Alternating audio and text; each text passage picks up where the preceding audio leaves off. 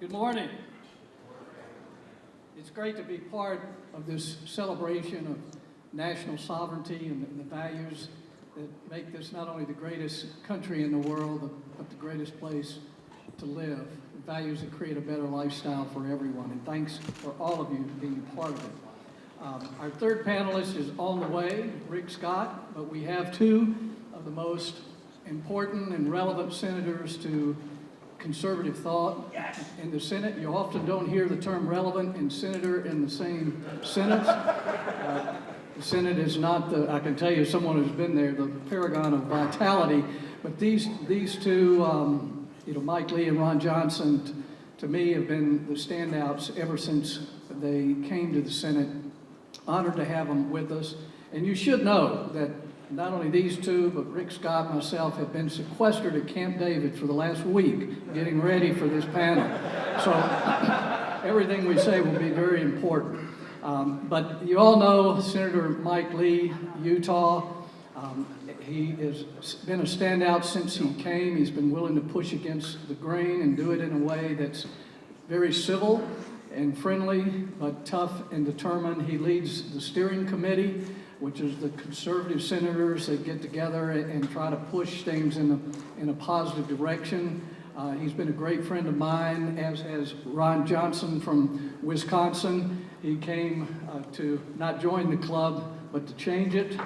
He's stood strong ever since he walked in the door. He's been asking, what's the strategy? What are we trying to get done here? And he's been pushing in a way that makes the right people uncomfortable, and I couldn't be prouder to call him my friend. Rick Scott from Florida will be here in a few minutes once he gets through all of the traffic.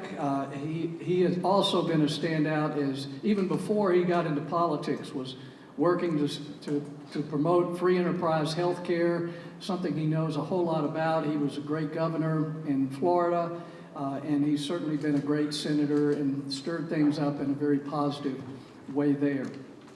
This morning, we want to have a few subjects I'll throw out to them, but I've told them they can talk about anything they would like this morning. There are a few things, though, that have come from them that they may want to discuss.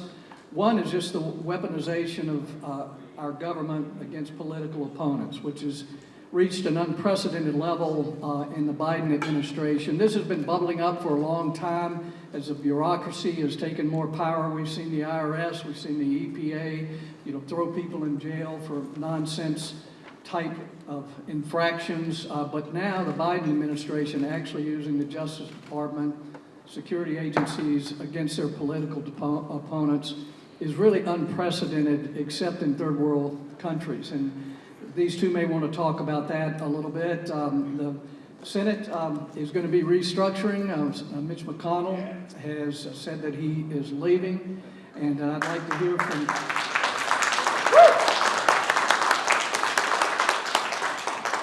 I'll say thank you to that, but there's a lot that's been lost in the Senate that a lot of people aren't aware of. Even when I was there, I know when Mike first got there was more of a dynamic, a lot more of an opportunity for senators to make a difference, bring up amendments. A lot of that has been shut down, not just by one leader, but by a uniparty system in the Senate that I know Mike Lee knows a lot about, as well as Ron Johnson. So I'd like to hear from them on how they see the Senate evolving and being restructured. The third thing is, if we have time, is probably the only thing that will get done this year in the House and the Senate is the funding of the government. And there's been a lot of talk of making that a shorter-term funding bill that would give Trump, as president, the ability to shape things as soon as he gets in there. So those three things, in addition to anything else you'd like to talk about, and you two can have kind of opening thoughts, and then we'll go back and forth. Mike, why don't you start us? First of all, those are dangerous words to utter to U.S. senators. Just open-ended, talk about whatever you want. But let's start with the first topic that you raised, the weaponization of government. We have to remember something about the left in order to understand what we're experiencing right now and what we've got to do to push back on it. To the progressive Democrats, and they almost all fit into that category currently, they like to phrase things lately in terms of the rule of law. But what they mean by the rule of law is that they are the rule of law. And if you run contrary to them, you're going to find yourself at the opposite end of the rule of law. So think of, for example, Bannon, Eastman, Navarro, Meadows, to say nothing yet about the prosecutions against President Trump. They got sideways with the progressive Democrats. And as a result, they figured out a way to make the law turn on them. They got sideways with the rule of law as conceived by the progressive Democrats, and so they found themselves at the receiving end of this lawfare campaign. And so these guys do everything they can in order to defend it in terms of the rule of law. They call anyone who pushes back on it, who questions it, they accuse them of fighting against the rule of law. Then when the only institutions that can do anything about it, to actually defend the real rule of law, when they try to step in, or when there's even a chance they might step in, then they'll push back against the courts, principally the Supreme Court, and say that the Supreme Court is trying to destroy the rule of law. And to that end, they try to pack the Supreme Court. This is their objective. Because they see themselves as the rule of law, they want to push back against the Supreme Court of the United States. Why? Well, because it's the one thing that can make sure that the law actually governs here. This is a big problem, and it's a huge problem when you look at the volume of federal laws that can be implemented, the concentration of power that's happened at the federal level. When you look at laws like the FACE Act, which is this odd hodgepodge of, it's a dog's breakfast. It allows the government to prosecute you if you protest at or engage in violence or otherwise disrupt the proceedings of an abortion clinic, a pregnancy center, or a church. Now, the Biden administration constantly brings prosecution for actions taken at abortion clinics, and they do absolutely nothing about pregnancy centers or churches, even though that's where acts of violence are abounding. And so that's how you end up with guys like Mark Houck, this young father of young children, who was prosecuted under the FACE Act for praying at an abortion clinic, was pulled out by a SWAT team in the middle of the night in front of his young children, even though his own lawyer had offered up that he would self-surrender if they needed him to come and appear. This is the kind of thing that we're facing. And it's not going to stop at Bannon, Eastman, Navarro, Meadows, and Trump. They're coming after you. And so that's why today's discussion is so important, because the Senate can be, should be, must be one of those bulwarks against this sort of abuse of the law and abuse of government power. And we'll get to that when we talk about restructuring the Senate later. That gets us, thank you, Mike. Ron, we'll go to you. And Rick, I've already introduced you as the most brilliant, prominent senator of a generation, and but that was too long an introduction. But we're just going to cover a few. And Mike and Ron didn't disagree yet. But we're talking about really weaponization of government and several other things. But I'll give you a heads up when we get there. Ron. Well, first of all, thank you, Jim, and thank all of you for attending. What you have in front of you, with the three of us, is you've got a legal scholar, and I always do appreciate having come from the business sector. I get top-notch legal advice for free from Mike Lee, so I appreciate that. I'm the accountant business guy, and Rick Scott's both. I mean, he's a lawyer, but he also is just an unbelievably accomplished business person, as well as a very successful governor. So we have an interesting blend of personalities here that we meet every Tuesday morning at 9. It's generally the three of us, a couple other people join. It's been dubbed the Breakfast Club. But I'll take up the second topic in terms of how do you get the Senate to operate. And it's really twofold. There's the Republican conference, and then there's the overall Senate. Jim kind of mentioned the beginning of a quote that I heard when I was thinking about running for Senate in 2010. I was actually driving to Americans Prosperity Conference in the Wisconsin Dells, and I heard Jim being interviewed by Glenn Beck. And I heard Jim say, "We don't want people coming here to join the club. We want people coming here to join the fight." And that resonated with me, and quite honestly, it was one of the reasons I decided to run. Unfortunately, all we've been doing is fighting ever since, internally as well as externally. Now, I would prefer that most of our fighting effort is against the people who are literally destroying this country. Jim mentioned the fact that, coming from the private sector, one of the first things I noticed about Washington, D.C. is there's like no strategy. None. Zero. Zip. The House might as well be 500 miles away from the Senate for lack of coordination. So I give Jim DeMint a great deal of credit. I went up to him early on because I really came to be an ally of Jim DeMint and Tom Coburn, the two rock-ribbed conservatives that I was looking at in 2010 before I got here. And I went to Jim one day and said, can we have dinner? I really want to start picking your brains. Again, you have no time to really get to know your colleagues here. You get scheduled up to the wazoo, and you fly in, you fly out, and you just don't have that relationship. So I asked Jim, let's get together. He said, well, I'll do you one better. Let's invite some House members. What a concept. And so that was really, Jim had a townhouse, and that's where I met Jim Jordan and Mitt Mulvaney and some other really great conservatives in the House, and really set up the template for what now Rick Scott did beginning of this year. The only reason we got through the debt ceiling, it wasn't because of moderates, it wasn't because of liberals, it was literally because of conservatives led by Rick Scott, who held relentlessly dinner after dinner, week after week with House conservatives, those of us who had never voted for a debt ceiling increase, realizing unless we're willing to support one, we're going to get nothing for it. And so it was literally the House members, the Freedom Caucus guys, that came up with a bill, introduced it, compromised with moderates in the House to increase the debt ceiling by $1.5 trillion, but setting caps. Now, unfortunately, what happened is House leadership took that deal and didn't go do a deal with Biden to increase the debt ceiling by $1.5 trillion. He just suspended it. And that's been our problem. What Jim DeMint did when he was in the Senate, he was always looking for points of leverage. Having a strategic brain going. There are many times when you literally have some leverage to try and get something done conservatively here. You got the uniparty that loves spending money we don't have. And so what I've been trying to do in my main effort has always been pushing some level of strategy, always around some kind of leverage. The debt ceiling is one thing, spending bills is certainly one. But I guess my latest effort, and I'll close on this note, in order to repair the Senate, we need to first repair our conference. We have an opportunity here. I think both of us are going to be big supporters of Rick Scott running for leadership. But what I also think we need is a mission statement. It's also pretty foreign to Washington, D.C. So the mission statement I proposed, and it's been modified based on a little discussion we had last night, pretty simple, one sentence. To fight and defeat the ideology and policies of progressive Democrats that are destroying this country. Now, I presented that to our conference and, immediately had people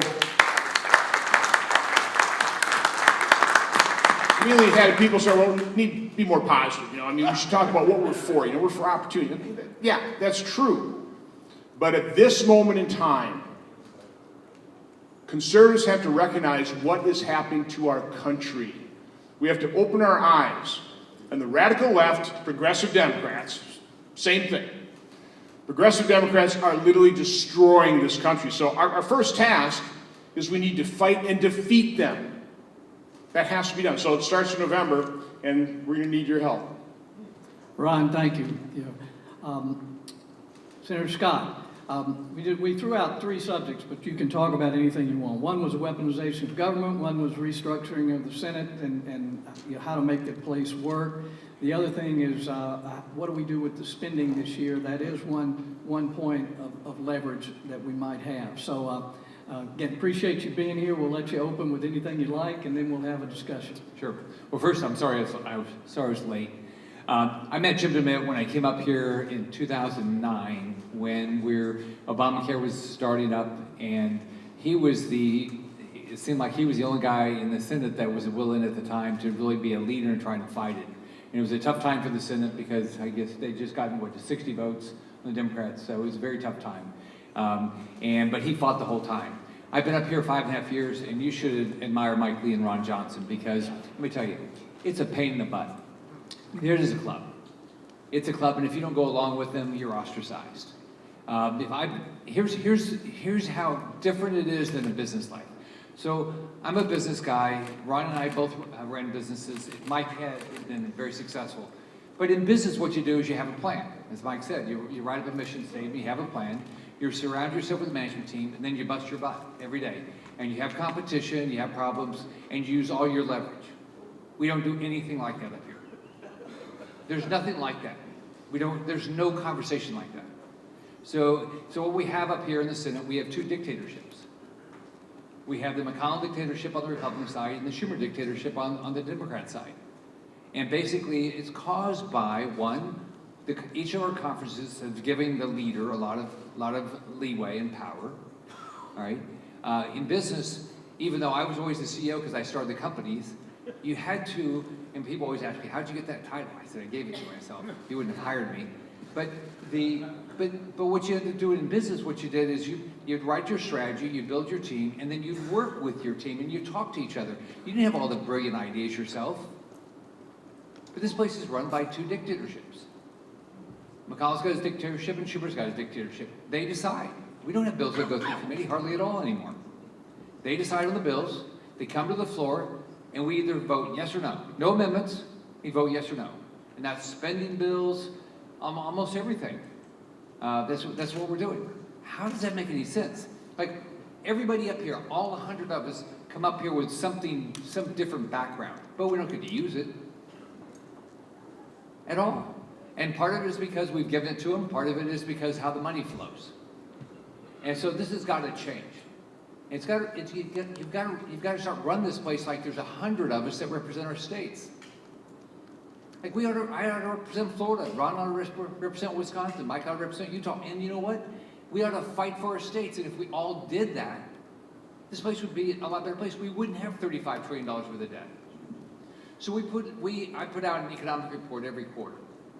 Sent to all the Republicans in the House and the Senate, just to give people talking points to make sure they understand it. You know, there's other people that really understand the budget, but one person you really ought to admire that's been up here for a while, has understood the budget, is Ron Johnson. He talks about it all the time because he's an accountant. He cares about this stuff. But up here, it's like we raise the debt ceiling. Nobody cares. We have a spending bill. Nobody cares. We have 8,000 earmarks. Nobody cares.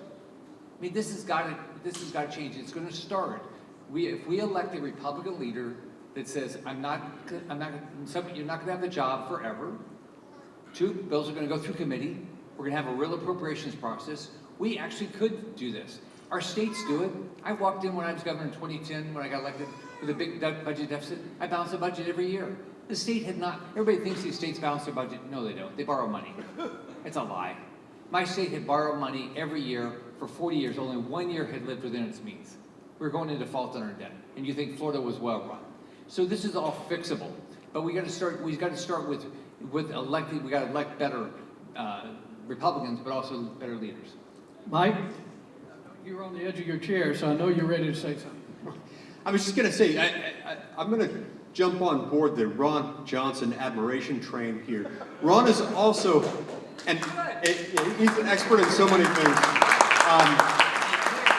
So Ron is also known for his charts. He comes up with the most amazing charts. I don't know how he does it, but he's got this immigration chart that he's perfected over years, and it shows exactly the flow, the average daily encounters, known gotaways, and all this stuff. And his charts are so good that the 45th president of the United States one day was presenting it. And I saw Trump, he was down at Mar-a-Lago. Here's this amazing chart. It's a beautiful chart. The best chart you've ever seen. I put this together. It's my chart. And I've seen this chart for years, and I was like, that's the Ron Johnson chart, but I was looking for the logo produced by Ron Johnson, and he had it wiped clean. So I guess that's brilliant chart.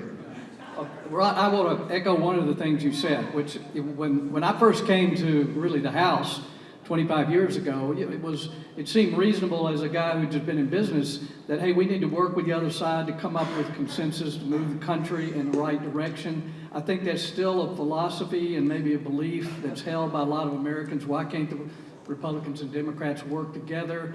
But there is no reasonable consensus between what you believe today and what the progressive Democrats want to do to our country. And the only way to deal with it is what you said, is we have to beat them. And that's a different mindset than working with them. It's not our friend on the other side of the aisle, even though I wish it would be. It's a real battle, and I think the problem we've had with the Senate leadership and you know this with McConnell, his philosophy is always don't be the issue. Don't do anything. Just wait till he gets up to a crisis, and then he can solve it, and the Wall Street Journal will say he's a hero. But the fact is that we end up with very bad policy at the end of every year. Is there any hope? There's normally kind of a progression of musical chairs where the next guy in line takes over. Is there any hope of changing that? Ron, I'll start with you. There always has to be hope. You know, part of the problem, and I didn't hear this directly, but I've heard the comment attributed to McConnell that, you know, show me a member of Congress who ever lost the election because they spent too much money. So that's an attitude of our leadership, and that's not helpful. But one of the ways you can gain consensus is, first of all, have common information. I'm going to quick tell you a story. This was, I think, about 3 omnibuses ago. This is really the first omnibus where, even though it's a conference position, you know, and fought over when I first got here about banning earmarks. You know, Tom Coburn, you guys are leaders, you know. And within our conference, listen, there's legitimate reasons, you know, let's not let the president make all the spending decisions. So there are legitimate arguments on the other side, but as Coburn always says, I mean, earmarks are the gateway drug. And so we had a conference position, no earmarks, we weren't going to support it until all of a sudden our conference was voting for earmarks. You know, our leader negotiated it. So it was during that omnibus, I think it was the tail end of 2022. And I asked our Senate conference, you know, there's 40 whatever of us, might have been the majority back then. Anybody know how much we spent last year, the federal government? And just like this, you know, nobody said anything. I'm sure people like Rick and Mike had an idea, but nobody offered. And so I had to let them know. I went out then in the hallway and talked to the press, asked them the same question. These are all the smart journalists that are supposed to be reporting on this, right? Step back. Remember, the United States government is the largest financial entity in the world. Nothing even comes close. And I asked the press, how much we spent last year? And one reporter said, well, it's like over $1 trillion. No, that's just discretionary spending. That's less than 30% of our budget. Anybody know how much? Nobody knew. The answer was over $6 trillion. So when you don't even, let's face it, we're on the board of directors, the largest financial entity in the world, and I would say the vast majority of members of Congress had no idea what total federal government spending was. I'll put it in context and I'll shut up. In 2019, before the pandemic, in total we spent $4.4 trillion. Okay, during the pandemic, listen, even I had to hold my nose and vote for first CARES Act, but that was the last one. We had to do something fast and massive so that markets wouldn't collapse. We did have to act. I mean, I understand that. I knew it was going to be imperfect. But we spent over $6 trillion that year, and we never looked back. We never rejiggered the baseline. And you gave me credit for graphs. One of the best stats on this is what Rick Scott looked at. He said, you know, our population is growing at less than 2%, but spending's up 60%. There's no justification for it. Okay, 1 year aberration, the pandemic, you spend over $6 trillion, but then go back to 4.5, 4.6. Now, this year we'll spend about $7 trillion.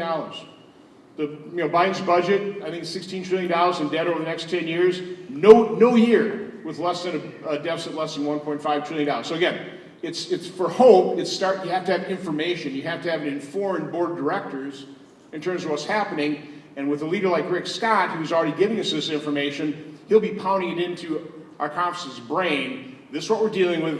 This is how we're going to have to solve the problem. Rick? So, first off, just think what we've done to our society. How many people, we have about 330 million Americans. How many Americans, 16 to 64, are not working? Anybody know? As a number, what would you guess? Right below 60. 20 million maybe? Yes? 100 million. 100 million people in this country, 16 to 64, are not working. Think about what would happen to our revenue if everybody got back to work. Why aren't these people working? Well, we have every program under the sun. You have a program for everything. At the local level, we do it. At the state level, we do it. At the federal level, we do it. We have incentivized people not to work. So if you think about the biggest issues we're dealing with right now, the borders is number one, inflation is number two. Look at what, first off, what their Federal Reserve did to us. When Barack Obama got elected, the balance sheet of the Federal Reserve was $800 billion. Under Bernanke, Yellen, and Powell, it got to $9 trillion. Why? Because they wanted to keep long-term interest rates down. Jay Powell's the only person in our lifetime, in the world ever, that's lost $1 trillion in a year.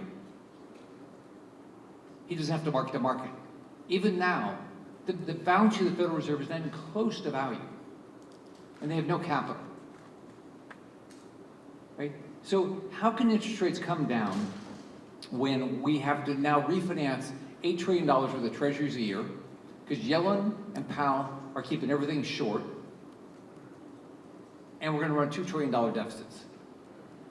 So if that's not going to come, if interest rates are not coming down and gas is not coming down, when you have a federal government that's trying to kill oil and gas production, how can inflation come down? We're killing the poorest families in this country, ability to get ahead. And then we've regulated so no one even start a business. My first business was a donut shop. You know how many rules and regulations I had to comply with? I don't know of any. Today, I mean, you can't comply with all the junk out here. And then, like what Mike said, they weaponize it. So if you, for God's forsake, you ever violate one of it and you say the wrong thing, oh, they're going to go after you.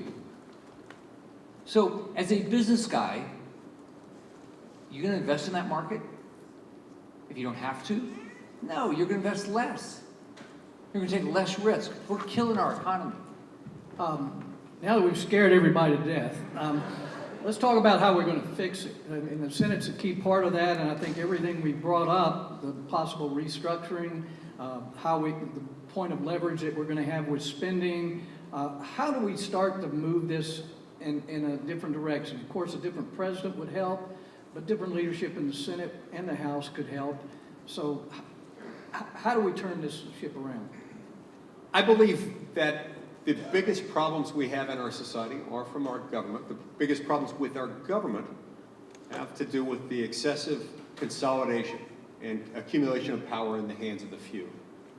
So, and I'm getting there to the conference governance, but I've got to set this up. We've consolidated government in our country in several ways. We've ignored the twin structural protections of the Constitution. We've taken power away from the American people in 2 steps. First, we've taken it from the people where the government power is supposed to be exercised primarily at the state and local level, and we've moved it to Washington, disrupting the vertical protection we call federalism. Then, once it gets to Washington, we've moved it a second time away from the people's elected lawmakers in Congress. We've moved it over to unelected, unaccountable bureaucrats, loosely under the jurisdiction of the president, but not always. Thus disrupting the horizontal protection we call separation of powers. That consolidation has not served us well. It's led to a federal government that's too big and too expensive. But there is a more subtle accumulation of power, concentration of power, that's also been harmful, and it's happened within Congress, within the 2 branches, the 2 chambers of the legislative branch, the House and the Senate. The power has been accumulated in the hands of what I call the firm, the law firm of Schumer, McConnell, Johnson, and Jeffries. The other Johnson, not this one.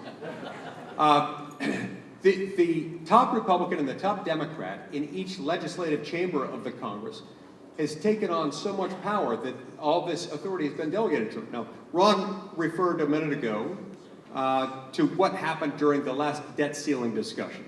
The House really did put together this great debt ceiling package that raised the debt ceiling, but only with very strict spending caps, with passage of the REINS Act, which would require Congress to enact federal regulations, major rule regulations before they took effect. A lot of major reforms that would have helped us not get back into the debt loop really quickly, where we'd be coming back to the well to raise the debt ceiling again in the near-term future.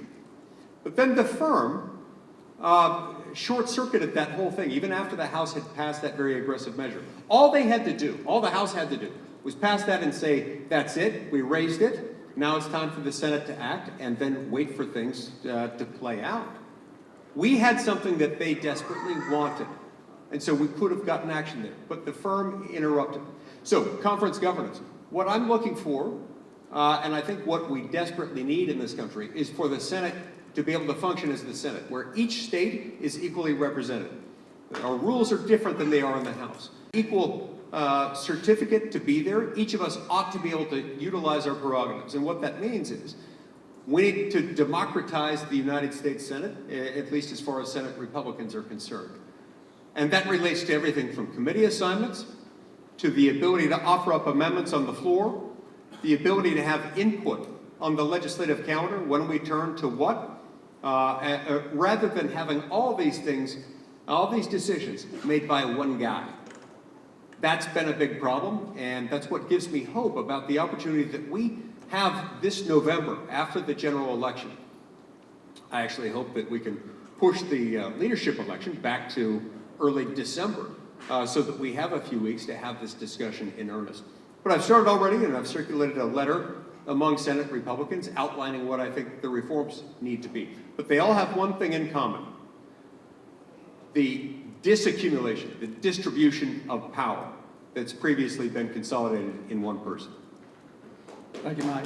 Great thought. Ron? So I'm a big believer in the KISS principle, keep it simple.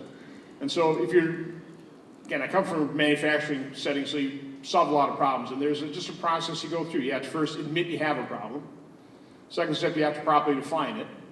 Hopefully find root causes. Then you start working on solutions. And by the way, compromise is the very last step in that process. I've heard so many politicians say that it starts with compromise. No, that's the last step in the process. So we got a big problem. We can admit that. So let's define it. It truthfully is a massive government that's completely out of control, spending too much money, which is going to harm economic activity. So we need to fix that problem and recognize that the number one component of the solution for most of our problems is economic growth. And good news is we know how to grow our economy. You do it through reasonable regulation. You don't overregulate. You don't overtax. You utilize your God-given energy resources. You do have a secure border so that you're not plunking like New York City spend about $4.8 billion just paying for the illegal migrants, the very small percentage of the 6, 7, 8 million that the Biden administration has let in.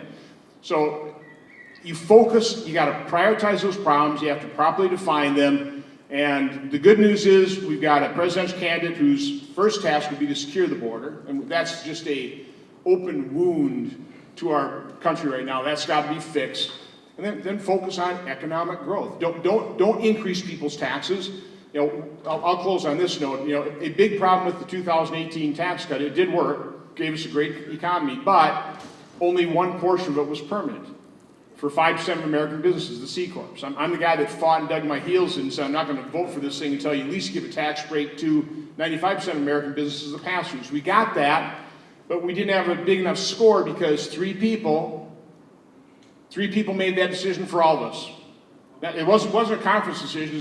Three people, led by McConnell, said we're going to stick to a $1.5 trillion static score. We had no way then to make the rest of this permanent. So the first goal of what we're going to have to do now in 2025, 2026 is any tax reform we do, I don't even like using that word, I'd rather say tax simplification and rationalization, we need to make it permanent.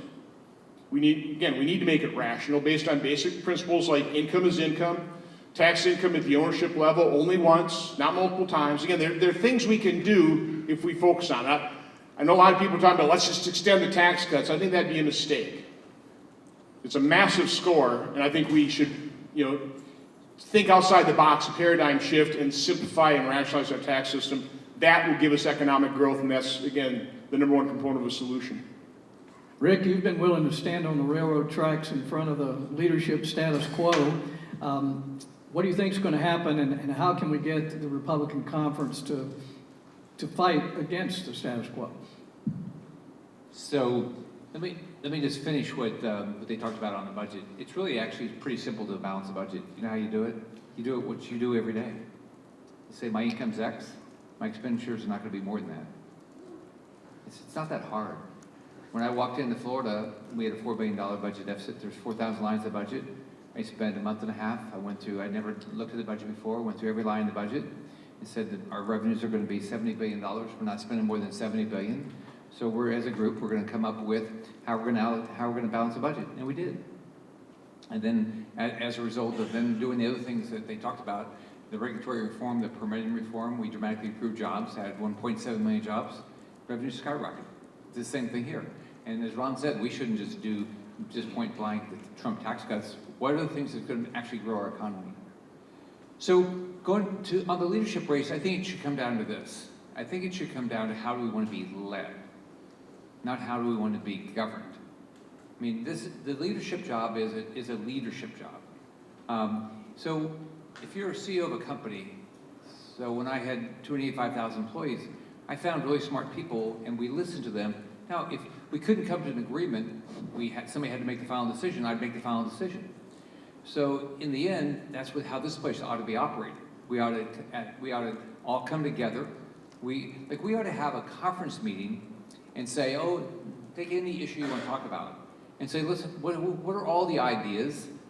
And then at the end, say, okay, now this is the consensus. Does anybody disagree with this?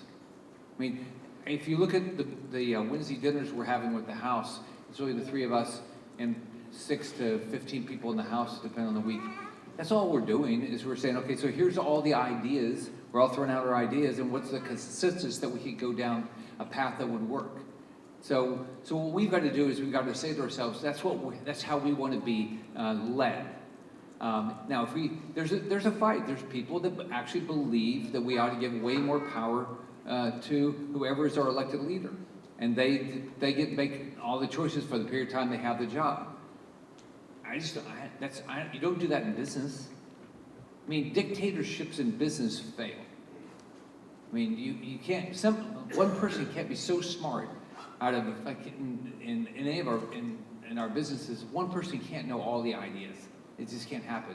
So we've got to do that, and then go through the process of like what Mike talked about. Part of the way the process would work better is if it went through a committee. Actually, one, you'd have buy-in, you'd have everybody's idea. If you had robust amendment process on the floor, then how? Like if I get my stuff in a bill, and I've made the bill better, then how can I be against it? But if no one even talks to me, go jump in a lake. I'm not voting for your stuff.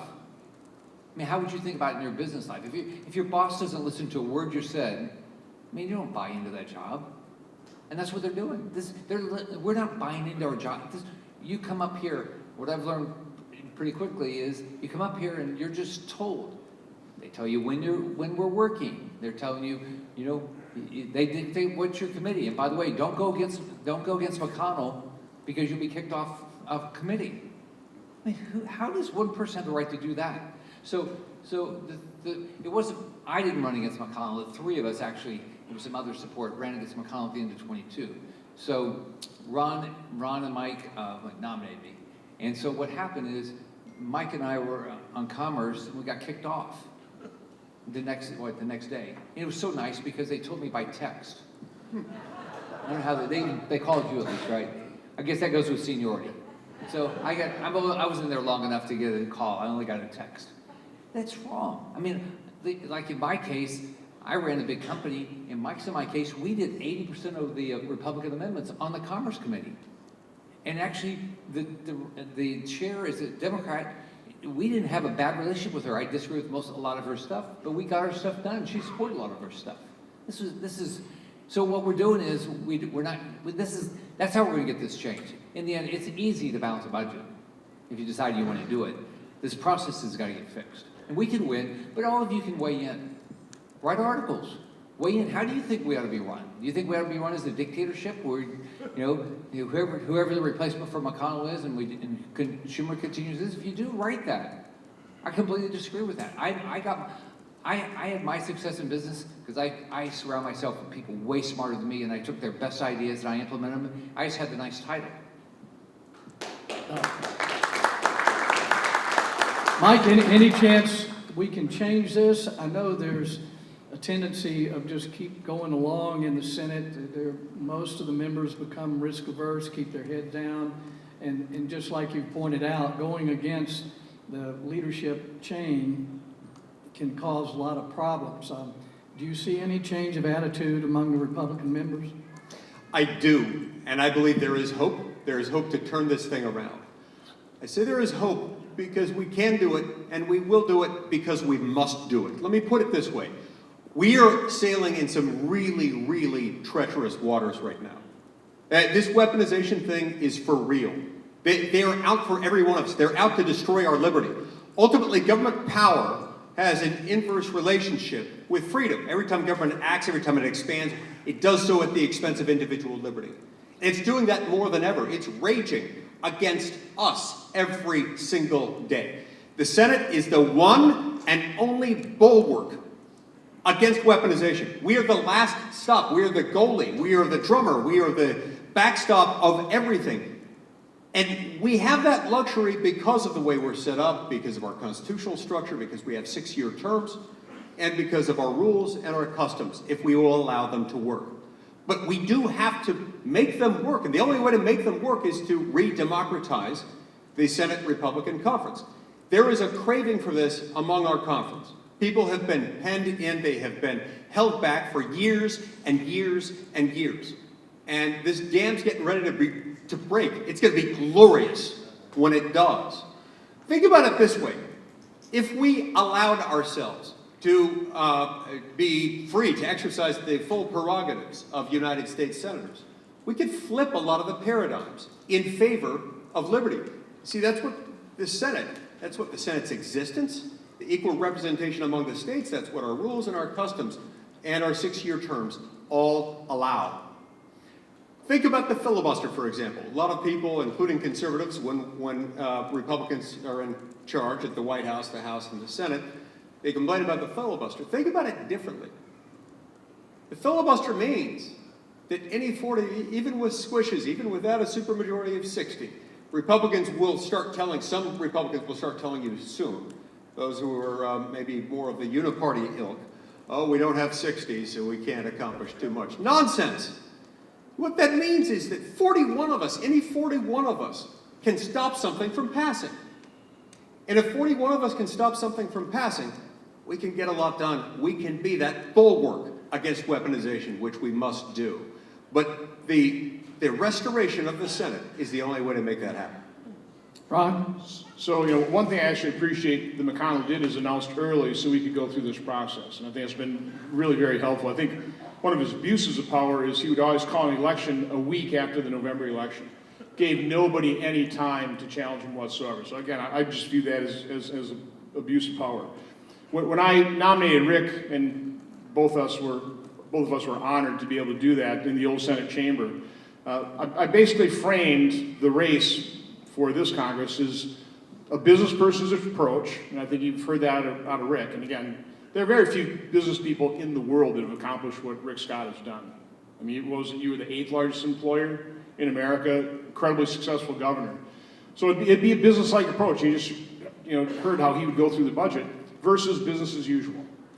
And that's what we have facing us today. I wish I could be as optimistic as Mike that, there's just all kinds of enthusiasm for a change. We've got a broad spectrum in our conference. It's just a fact. We have Republicans from states like Wisconsin, pretty purple, some quite blue. We got some really red states. So you're going to have a broad spectrum, and I'd much rather have a senator, even in a blue state, with an R behind their name than a D. So, we have to understand that and accommodate that broad spectrum, which is why, again, I continue to push reality. And I think there's one thing I think Washington in general needs, and certainly Congress, is having their eyes open to what is happening to our country. I think there is a bubble in Washington, D.C. It's very thick. And, it's elite. And I don't think enough members of Congress truly understand what the American people are going through. I don't think they truly understand the threat that we all face, how this precious thing we call America is in peril. So from my standpoint, I think the best chance we have of electing Rick as our leader and having that business-like approach is to just force the discussion on our colleagues in terms of what the reality situation is. And I would be hopeful that if President Trump got elected, I would hope he would take a look at potential leaders in the Senate and say, I'd really like to work with another business guy, and Rick Scott, and I'd really appreciate him being leader. That could certainly help our cause.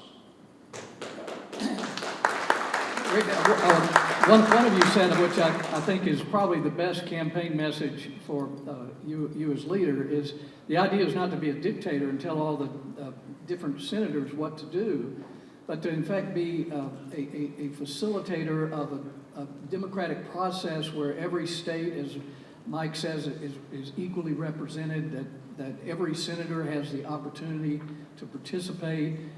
I think if you can convince the Republicans that that's your approach, I think sometimes they like a leader who's just going to protect them from tough votes. And they don't want all these amendments to come up because it's going to make them look bad because they have to take a vote.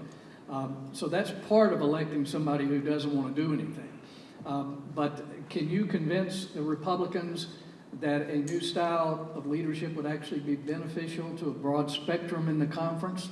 I think so. I'm optimistic. I mean, what I'm doing is I'm going around talking. I've got meetings today with different senators, and so I'm going and say, you guys, do you like the process? And are you happy with the way this is happening? Do you feel like you're heard? Do you get your message out? So it's been well received so far. I've not talked to everybody, but in the end, I think it's really gonna be a clear choice. And whenever we decide, it's going to be: do you want to continue the process of being dictated to, or do you want somebody that's? I think the better word is what Jim just used: a facilitator. If people think that business people are leaders of businesses are dictators, they're not. You don't get ahead that way. You might have to make a decision, but you do it because you bring people together to work together to get a common cause. That's how successful businesses are done. And so people have a totally misconception of how it works. So actually, I'm optimistic. People, when we ran a little less than 2 years ago, when we talked about term limits, nobody was interested in term limits for the leader. That's actually being received now. How can you argue that things shouldn't go through committee? How can you argue that we shouldn't have amendment votes? You can't argue. And so, I don't know, I'm optimistic. I'm going to keep talking to people. We'll see. I think the other thing is what Ron said, we're in trouble. The public's pretty mad. So this is my election year, so I've already done all 67 counties this year in my state. The turnout is big. And you'd like to say, it's all because they think I'm a great senator. I think a lot of it is they're mad. This doesn't work. In Florida, Trump is doing unbelievably, by the way. He is, and I think it is because he's what Ron talks about. He's fighting. He's willing to fight again away from all this stuff. So I'm actually optimistic, that people want to change. They're tired of not solving problems. We have big problems. Probably the only chance you have to make a difference this year is on the spending fight. That's a point of leverage. What is the strategy? Are you working with the House? What is the chance to leverage what little power you have in the Senate to not do a full year omnibus or not to do a CR that lands in December, which always ends in disaster? So, Mike? One of the dumbest things that we could do is allow a lame duck session to occur. And the dumbest thing we could do within a lame duck session is to pass an omnibus spending bill. What we need to do, and what I'm advocating for, is for the House of Representatives to take the lead and to pass a 6-month continuing resolution. So the current fiscal year, of course, ends at midnight on September 30th.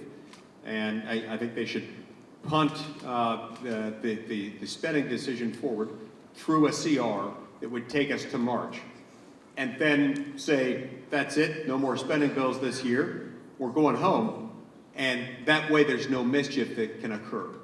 If we do it that way, I think we win, and we keep as much flexibility for President Trump when he comes on board as possible. If we don't do that, we're going to lose. If I can add to that, let me just add one more comment on this other discussion we were talking about with reform within the conference. This is one of the things that we've got to reform about the conference. The law firm of Schumer, McConnell, Johnson, and Jeffries historically writes these omnibus spending bills, holds them back until hours before the end, and then says, okay, you got to vote for this. Trust me, it's good, but you're not going to be able to amend it. You can't read it. You can't debate it with your constituents. You'll have at most 48 hours to figure out what's in it, but no amendments. You can't take out the hundreds of earmarks we put in here. But if you vote against it, which you can, and the government shuts down, we will blame you for a shutdown. And they do. I've done it many times and been blamed, and it happens. But that's the kind of thing that's happened over and over again. That's the abuse that gives me some confidence. Now, it doesn't mean that we have a majority yet. But from the dawn of time, the cause of freedom has always turned not on who can get everyone to agree with them, or even necessarily who can get a majority, but just enough. We don't necessarily have to have a majority of the conference immediately. We just have to have enough, and then enough others who, for whatever reason, will join with us. That's how we're going to win. And the chronic mismanagement of the spending bill process is the #1 reason why I think come this fall, we're going to have enough. Ron? So the siren song to a president like Trump will be, you don't want to have to put up with the spending fight right off the bat. I mean, you got a lot of stuff to do here. Let us take care of this, and then we can worry about it. We can do all the things you want to do in fiscal year 2026. That would be the wrong approach to take. Because I think if President Trump gets elected, it's because people want him to fight. And so let me just, I'll close on the mission statement that I am proposing, not only for the Republican Senate Conference. I would like this for conservatives in general, to fight and defeat the ideology. I mean, all these ideologies, transgenderism, the mutilation of children, I mean, we can go down the list. To fight and defeat the ideology and policies of progressive Democrats, the radical left, that are literally destroying this country. That's what we need as a president. That's what we need to do as Republicans, as elected Republicans in Congress. That's what we need your support to accomplish. Thank you. So, Rick, we can certainly comment on the funding, but I think we've got 3 of the best minds in the conservative movement sitting on stage.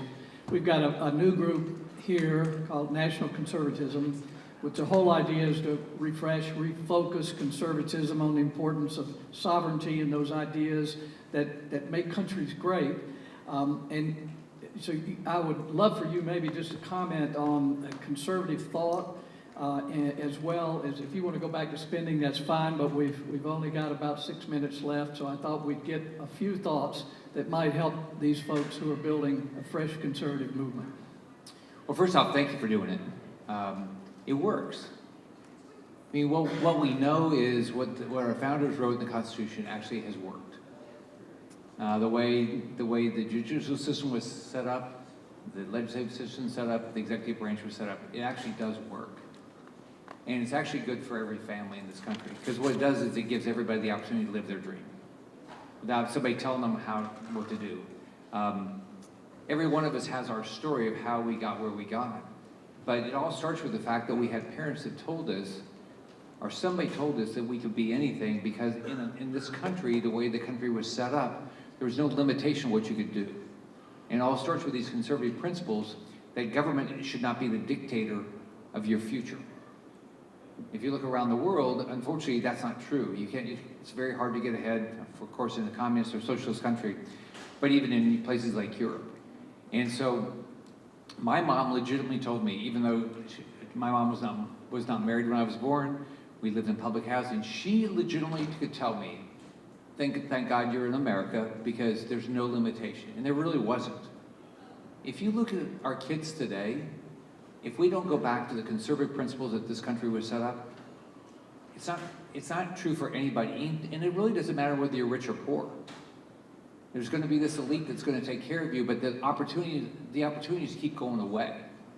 And so I actually believe in it, because I always think about my job is, if I get back to the country that my mom raised me in, that said you could be anything, that's a hell of a place. And if we don't, it's a pretty screwed up society and makes it very difficult for crime to go down, for people to have opportunities, all the things. Ron? You know, the one essential ingredient to America is freedom, right? That's conservatism. We realize that it is our God-given right to be free. That's what allows us to dream and aspire and build and create this marvelous America. But the higher value, from my standpoint, is truth. So as conservatives, those are the two things we have to fight for.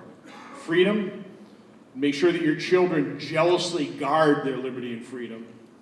And then we need to relentlessly pursue the truth and expose it. That's what gives me hope, because truth, I believe, has the power to overcome the lies, the evil that we're seeing in our society right now. So freedom and truth. Truth will set you free, right, Mike? Close us out here. It's important to focus always as conservatives on government, on its purpose, on what it is. Government is just the use of force. It's not omniscient, it's not omnipotent, it's not benevolent. It's just force. Now, we need it. We need it to make sure we don't kill each other, take each other's stuff, or fall victim to those from the outside who would do the same. But it's just force. So we got to manage it appropriately. To manage it appropriately, you got to understand what it is. I'm an Anglophile, and it breaks my heart to see what happened to the Conservative Party in the UK last week. But what happened to the Conservative Party in the UK last week, it unfolded in slow motion over the course of years. Years in which, during Conservative Party rule, the Conservative Party responded to public input and the consistently liberal, universally liberal, progressive coverage by the media by trying to meet their progressive counterparts halfway to the middle, always moving in their direction. And what happened? Well, the result was as predictable as it was tragic. They lost contrast. The minute you lose contrast, you have no reason to exist. They see no reason. Your own voters have no reason to show up and support you. So look at Ron Johnson, for example. He comes from a purple state. And yet Ron Johnson is as hard-charging a conservative as you'll find. Not in spite of, but in part because of the fact that he comes from a purple state. We've got to stop assuming that we win more elections and we do better when we act more like Democrats. We don't. That's how we lose.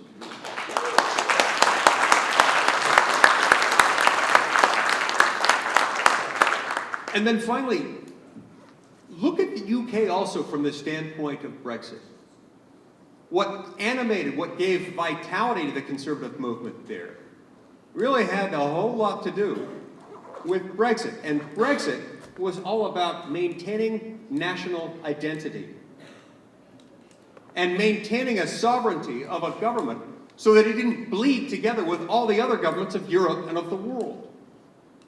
This is a threat that we face here in different ways. It's not quite the same as what they face in Europe, but I can't tell you how many times I'm approached about ratifying this or that treaty or signing on to this or that legislative proposal because all the other nations are doing it, all the while relinquishing our own sovereignty.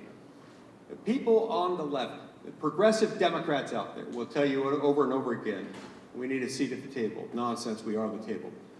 They'll tell you over and over again, this is about democracy. Anytime you hear progressive Democrats say this is about democracy, they mean the precise opposite of that. It's like when Prince Harry, an actual prince, a literal descendant of King George III, started lecturing us about the fact that the Dobbs decision was somehow undemocratic. What? Anytime they say democracy, they mean something very different than that. In any event, we're a constitutional republic, not a freaking democracy. Thanks. Three of the best minds in the conservative movement. Thank you all. Thank you, Senators.